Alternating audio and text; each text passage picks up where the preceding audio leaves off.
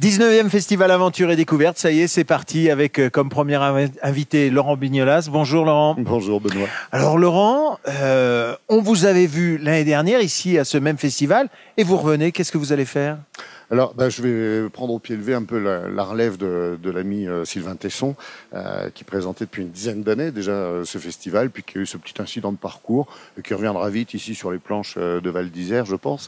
Et voilà, donc c'est un rôle un peu difficile qui est celui de me mettre dans ses pantoufles en étant moi-même, mais en présentant effectivement toutes ces soirées aux festivaliers, tous les habitants de la vallée et des montagnes. Vous avez accepté du premier coup quand on vous l'a proposé ? Pratiquement. Pour une histoire d'emploi du temps, j'étais pas très sûr de pouvoir venir, mais j'ai hélas une aventure qui s'est décalée dans le temps, donc j'en ai une autre ici à Val d'Isère. Finalement, c'est pas plus mal. Bon, alors accepter de prendre comme ça le rôle de Sylvain Tesson qui a marqué de son empreinte ce festival, parce que c'est aussi un peu son festival en quelque sorte. Ça a été difficile. Comment on l'aborde ? Oui, c'est vrai que c'est difficile, sachant que ça n'est qu'un petit remplacement comme ça, parce que moi j'adore en fait venir ici. Et pour le festival, et pour Sylvain, parce que j'adore ses mots, son humour, sa façon très simple de rendre accessible toutes ces aventures et ce monde si lointain. Et puis c'est lui qui m'a ouvert aussi les yeux sur ces aventures qu'il y a aujourd'hui, que je croyais aujourd'hui un petit peu passées, vous savez, comme les couleurs qui sont passées 50 fois à la machine. Et en fait, on se rend compte qu'au bout de 19 ans de festival, il y a toujours d'aussi belles choses à montrer de par le monde. Et voilà, ce micro, il a une forme de relais comme en athlétisme, et ça sera avec plaisir que je lui rendrai. Moi, j'étais venu dans le jury l'an dernier, je m'étais régalé, et comme il y a une super ambiance et qu'il y a surtout une équipe qui est vraiment très professionnelle ici, je sais que même si j'ai pas eu le temps énormément de me plonger en apnée dans le programme du festival, bien que je l'ai travaillé. Je sais qu'il y a un jeu de mots dans plonger en apnée. Il y a un jeu de mots. Et je sais que c'est un boulot plaisir, comme on dit. Ouais. Mais bon, passer derrière Sylvain, c'est essayer de redonner la griffe de Sylvain, ou alors jouer sa propre personnalité ? Non, mais comme on s'entend bien, je pense que ça restera dans le même état d'esprit. Et puis c'est vrai que comment dire, c'est d'abord le monde de l'aventure qu'on rend accessible, et c'est avant tout un rôle de passeur. On est un peu chargé de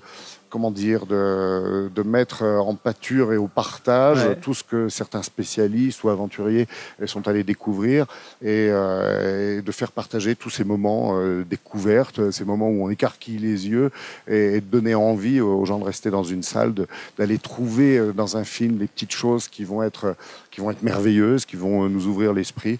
Moi, je suis venu avec ma fille de 13 ans parce que j'estime qu'elle est en âge justement de voir autre chose que ce qu'on lui montre dans son quotidien, de ce qu'on lui propose. Et un festival, pour moi, c'est un média à part entière.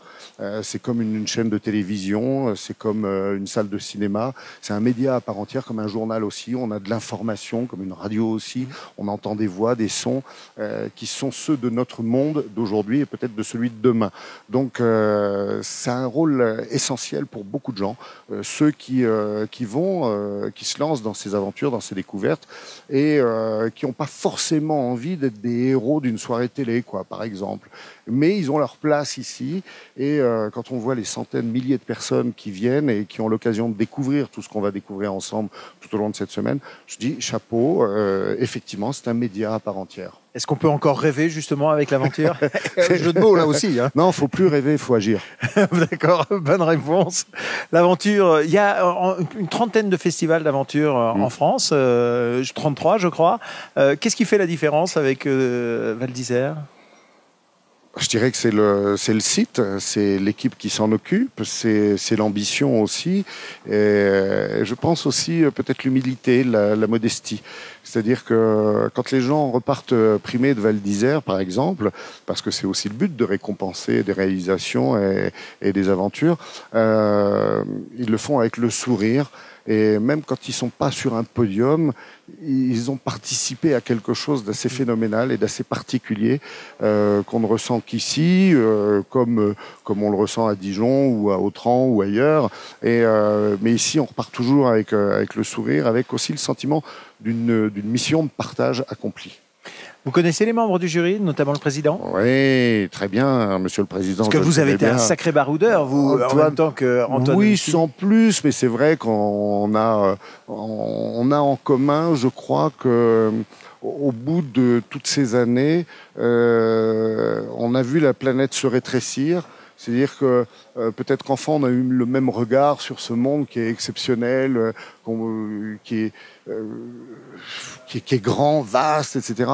Et qu'au fur et à mesure des années qui sont passées et de nos démarches, de nos petites aventures à nous, à force de prendre des trains, des avions, de marcher, de faire du vélo, de monter à cheval, on s'est rendu compte que finalement, on n'était pas aussi éloignés que cela les uns des autres.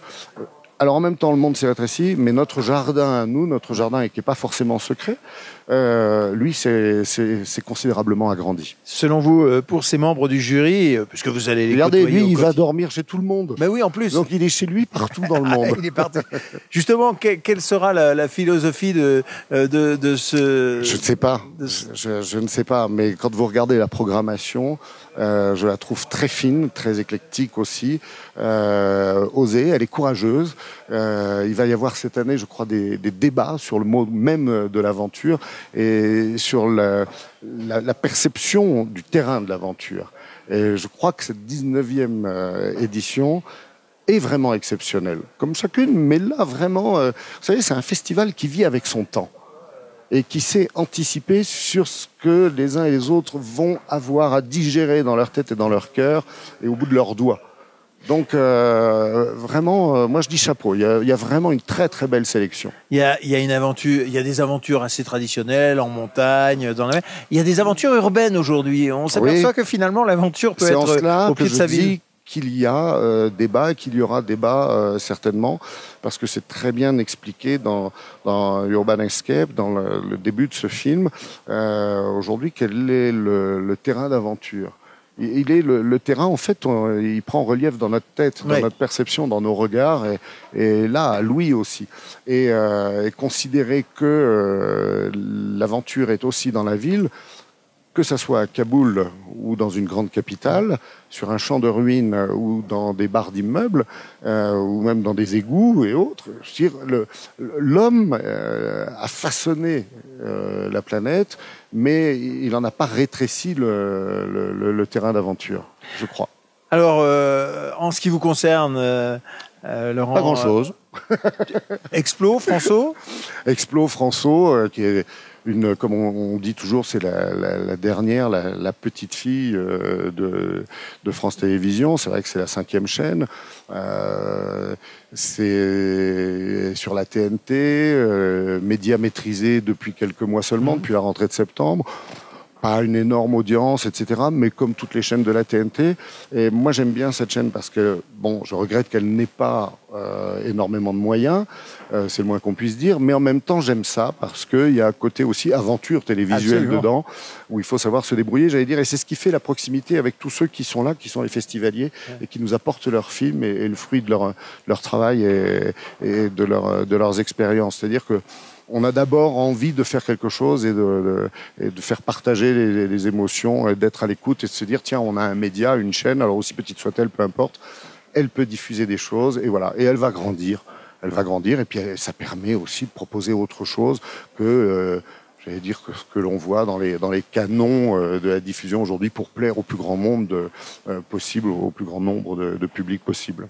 Bon, en dehors du festival, vous allez occuper votre temps ici à Val d'Isère comment? Vous allez aller skier?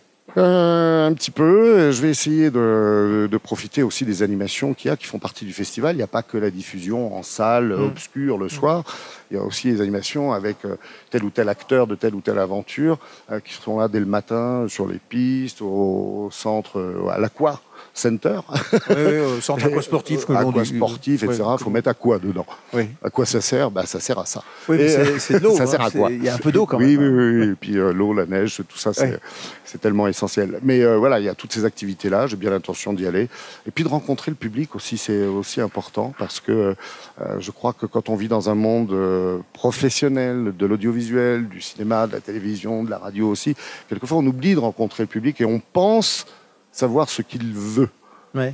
Mais en fait, non. Il faut prendre le temps, quelquefois, de lire un article de journal ou un bouquin avec lui, de prendre un café, de discuter avec ce public de façon très large, parce qu'on en est issu. Il ne faut pas perdre le fil et le lien pour satisfaire la demande. Voilà. Donc, et oser faire autre chose en fonction de ses besoins. Donc, si j'ai bien compris, votre aventure ici à Val d'Isère sera une immersion totale dans le festival. Voilà, mais pas en apnée. Hein. Je ne me retiendrai pas de respirer. Ce qu'il faut, il faut que tu respires, dit la chanson de Mickey 3D.